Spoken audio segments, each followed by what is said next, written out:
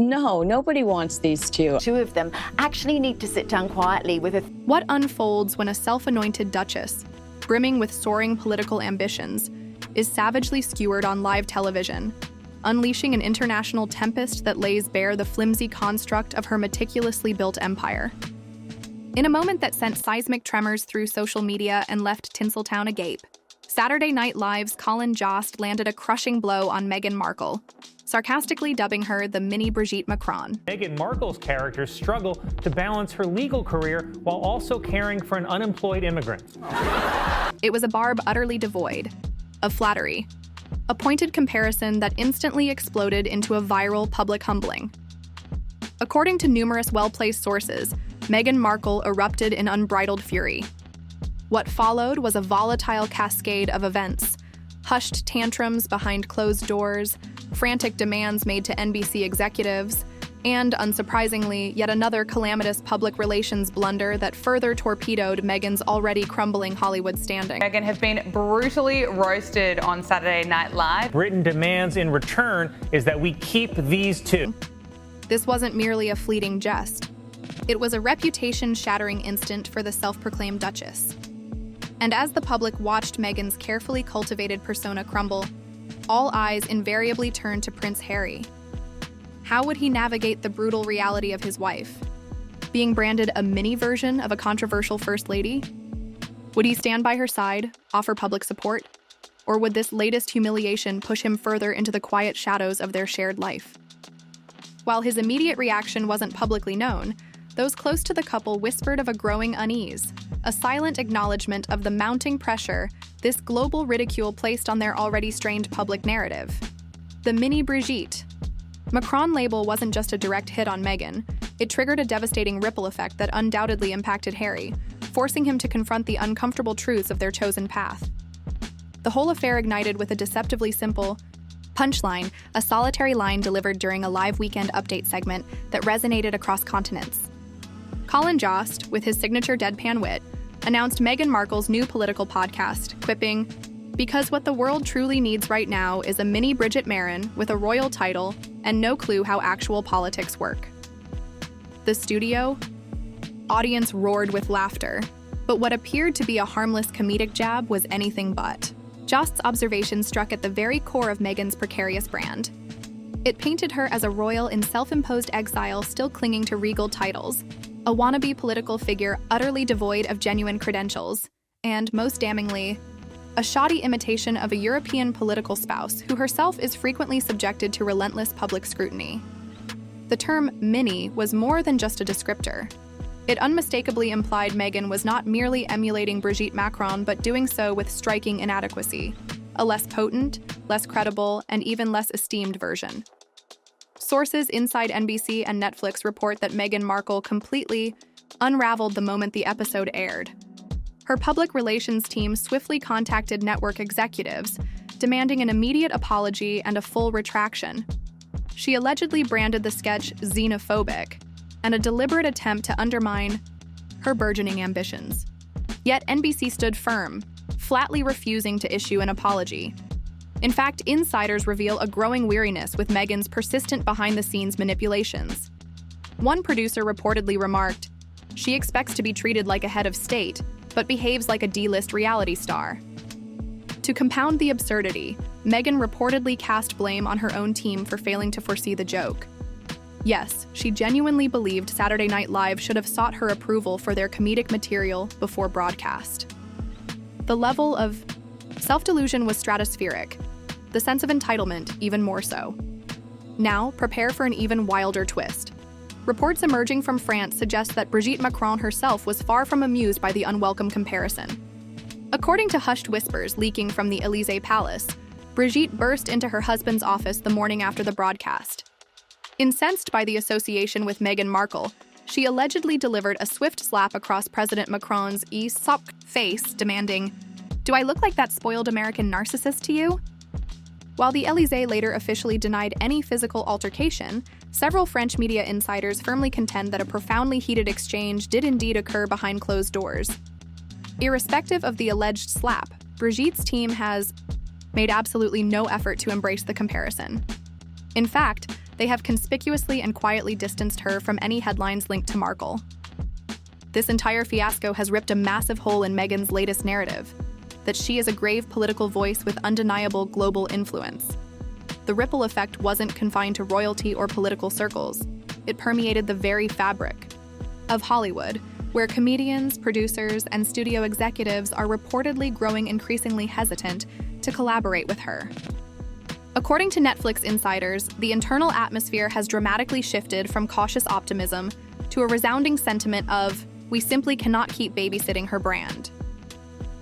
One Netflix showrunner allegedly declined a Zoom call with her after she insisted on a revised creative pitch that would portray her as a misunderstood global icon.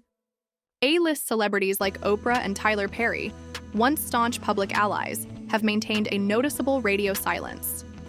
Hollywood, at its core, is a business, and Meghan is rapidly becoming perceived as a PR liability rather than an asset. As why, an anonymous studio executive confided to Variety, "If she can't handle a harmless SNL joke without erupting, imagine her on a grueling press tour when things get truly challenging. That's not a partner. That's a walking, talking HR nightmare waiting to happen." In a desperate bid to salvage her image, Meghan reportedly authorized her team to launch a spin campaign, attempting to cast herself as a victim of American misogyny and Eurocentric satire. But even her most loyal supporters weren't buying it. Vanity Fair, typically sympathetic to Meghan, explicitly rejected this narrative, pointing out that SNL lampoons everyone from President Biden to Beyoncé. Meghan, they asserted, is not immune to mockery. Within 24 hours, TikTok was inundated with parody clips, deriding Meghan's distinctive voice, her podcast, and even staging mock royal press conferences where she fictitiously demanded Brigitte Macron apologize for simply existing. At one point, someone even conjured a mock perfume advertisement titled "Mini by Meghan," satirizing her perceived obsession with elite branding and superficial influence. What Meghan utterly fails to grasp is that public perception cannot be controlled through explosive overreactions. Her incandescent fury only served to validate the core premise of the joke, that she is obsessively image-conscious, hypersensitive, and catastrophically oblivious to the fundamental mechanics of satire in the Western world. This relentless public onslaught has undoubtedly taken its toll on the Sussex dynamic. Rumors from within their close circles suggest Prince Harry finds himself increasingly isolated, grappling with the fallout from Meghan's escalating media clashes. While his loyalty to his wife remains, the constant public scrutiny and ridicule surrounding her has put an undeniable strain on his personal relationships, particularly with friends from his military days who reportedly find themselves perplexed by his seeming inability to steer Meghan away from one media circus after another. The mini Brigitte Macron incident, in particular, is said to have deeply embarrassed him, highlighting the stark contrast between his quiet military background and the relentless, often self-inflicted media spectacle that now defines their lives. The aftermath of the SNL roast illuminated a devastating truth. Meghan is no longer famous for her accomplishments. Instead, she's become renowned for being the subject of widespread ridicule. With her Netflix projects reportedly stalled, her podcast effectively defunct, and Archewell visibly struggling, Meghan has descended into precisely what she always seemed to fear: a tabloid spectacle utterly devoid of genuine gravitas.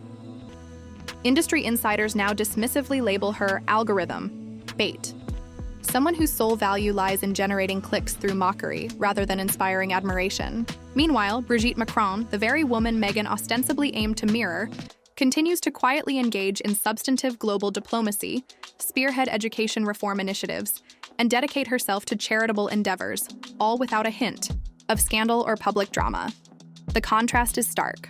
One is diligently working, the other is relentlessly complaining. And now, having been reduced to a viral meme, Meghan's last remaining vestige of relevance appears to hinge entirely on figures like Colin Jost continuing to mock her, simply to keep her name in the headlines.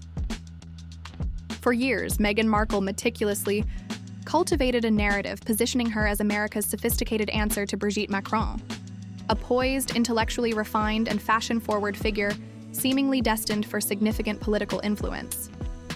However, the mini Macron epithet didn't elevate her. It ruthlessly exposed her. Across social media and within political circles, The term now signifies a potent blend of pretension, devoid of substance, style without genuine strategy, an echo utterly lacking an authentic voice. A senior staffer at the Democratic National Committee allegedly commented that if she ever harbored aspirations for public office, this incident definitively marked the demise of that particular fantasy. Even the French media couldn't resist savoring the irony. Le Monde reportedly penned, "Comparing Meghan to Brigitte is an insult to the French First Lady. One is educated, diplomatic, and quietly dignified. The other is Meghan Markle." This was no longer just a joke. It was a career-ending punchline. And Meghan, tragically, walked into it blindly, smiling, posing, and still convinced she was masterminding a complex game of 4D chess. Adding to the layers of public scrutiny, this entire affair has inadvertently shone a spotlight on the financial realities behind the Sussex brand. With major deals like Spotify ending and Netflix projects seemingly in limbo, the question of sustained income and relevance beyond royal ties becomes ever more pressing. The mini Macron incident, by undermining her perceived influence and political aspirations, directly impacts her ability to secure future lucrative endeavors. This public flailing isn't just about hurt feelings. It's about the very economic viability of their carefully constructed independent enterprise, a fact not lost on the sharp eyes of Hollywood's power players. The perception of hypocrisy also began to bite hard. For a couple who repeatedly invoked privacy and railed against media intrusion, Meghan's immediate and explosive reaction to a comedic sketch struck many as profoundly ironic. This apparent disconnect between their stated desires and their actual behavior only fueled the fire, leading to accusations of a selective approach to media engagement, demanding silence when it suited them, yet erupting in outrage when the narrative wasn't entirely within their control. This inconsistency further eroded public trust and empathy, making it harder for even sympathetic voices to defend her. Moreover, the incident highlighted Meghan's seeming inability to read the room or adapt to the nuanced landscape of American satire. Unlike British humor, which often relies on self-deprecation within the royal family itself, American late-night comedy is notoriously irreverent and equal opportunity. Her expectation that a show like SNL would clear jokes with her before broadcast demonstrated a profound misunderstanding of the industry she so desperately sought to conquer. This cultural misstep, more than any individual joke, underscored her continued struggle to genuinely integrate into the very society she now calls home. The long-term damage to Meghan's personal brand equity cannot be overstated. Brands, especially personal ones, thrive on consistency, authenticity, and a degree of public goodwill. The mini Macron saga, with its revelations of alleged tantrums, demands, and blame shifting, shattered any lingering perception of her as a poised, resilient figure. Instead, it painted a picture of thin skin and an almost pathological need for control, traits that are anathema to sustained public adoration, particularly in the cutthroat world of American celebrity. Colin Jost didn't just deliver a joke, he detonated an entire illusion. What rendered this particular roast so devastating wasn't merely the mockery itself. It was the effortless ease with which it dismantled her painstakingly curated facade. Years of meticulous image building, strategic public relations maneuvers, and carefully staged vulnerability unraveled in less than 10 seconds of live television. Because Jost didn't roast a fictional character, he roasted the brand itself. And the public instantly recognized precisely whom he was skewering. The SNL skit landed its blows where it hurt most: her palpable obsession with status, her superficial activism, her performative feminism, and her transparent craving for ongoing relevance. And unlike her previous media skirmishes, the Oprah interviews, the Spotify flops, the Netflix edits, this time she possessed absolutely no control over the unfolding narrative. As if that wasn't enough, the internet swiftly transformed the wound into a raging wildfire of mini Macron memes. Satirical clips ridiculed her archetypes, her obsessive pursuit of titles, and even the questionable impact of her charity work. Even some of her diminishing circle of celebrity defenders remained conspicuously silent. At its very core, this SNL moment didn't merely mock Meghan. It starkly exposed her as someone desperate for adulation, yet utterly unwilling to face critique. As someone who wanted Diana's legacy, without embracing Diana's profound sacrifices. and ultimately, as someone who cannot laugh at herself because, deep down, she undoubtedly knows the world already is.